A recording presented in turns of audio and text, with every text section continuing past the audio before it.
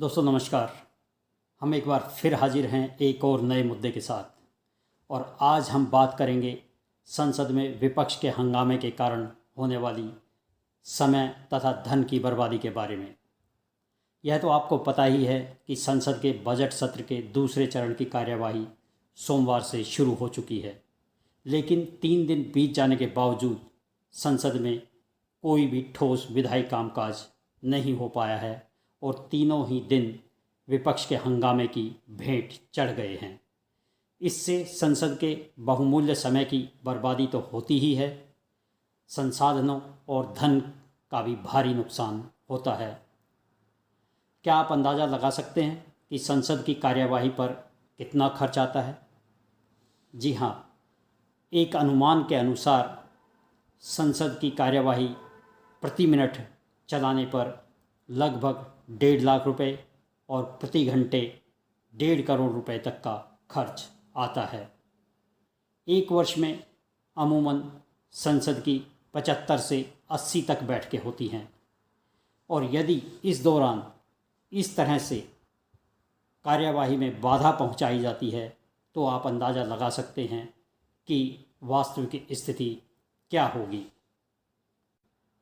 लोकसभा और राज्यसभा दोनों ही सदनों में विपक्ष ने पहले ही दिन यानी सोमवार को पेट्रोल और डीजल की आसमान छूती कीमतों के विरोध में कार्यस्थगन प्रस्ताव का नोटिस देते हुए यह मांग की थी कि सभी विधायी कामकाज रोककर सबसे पहले इस मुद्दे पर चर्चा कराई जानी चाहिए, जिससे लोगों को राहत पहुंचाने के उपायों पर विचार किया जा सके। लेकिन दोनों ही सदनों लोकसभा और राज्यसभा में लोकसभा अध्यक्ष तथा राज्यसभा के सभापति ने इन स्थगन प्रस्ताव के नोटिसों को अस्वीकार कर दिया। इसके बाद विपक्षी सदस्यों ने कृषि कानूनों तथा किसानों से जुड़े मुद्दों पर कार्यस्थगन प्रस्ताव का नोटिस दिया। हालांकि दोनों ही सदनों में चेयर ने एक बार फिर से इन प्रस्तावों को सिरे से खारिज कर दिया, जिसके विरोध में विपक्षी सदस्यों ने दोनों सदनों में जमकर हंगामा किया और कोई कामकाज नहीं हो सका। हालांकि सरकार ने हंगामे के बीच लोकसभा और राज्यसभा दोनों में ही एक एक विधेयक पारित कराया। इस तरह के गतिरोध का सबसे बड़ा नुकसान यह होता है कि दोनों ही सदनों में लोक महत्व के मुद्दों पर आधारित शून्यकाल की कार्यवाही नहीं हो पाती और संसद सदस्य आम लोगों के हितों और समस्याओं से जुड़े मुद्दों को नहीं उठा पाते, जिसके लिए वह कई महीनों से इंतज़ार कर रहे होते हैं।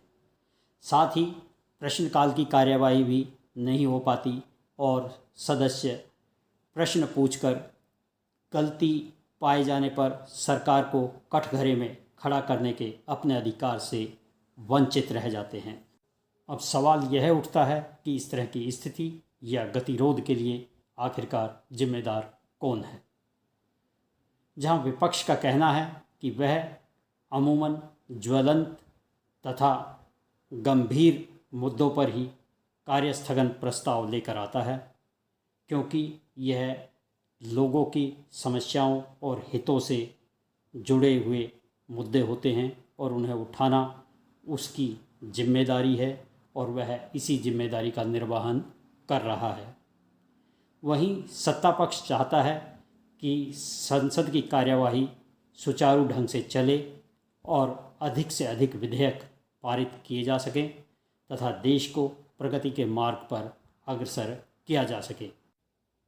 इस तरह के गतिरोध में लोकसभा में लोकसभा अध्यक्ष और राज्यसभा में राज्यसभा के सभापति की भूमिका बेहद महत्वपूर्ण होती है और उन्हें पूरी तटस्थता तथा संतुलन बनाते हुए सुचारू ढंग से कार्यवाही चलाने की चुनौती से जूझना पड़ता है।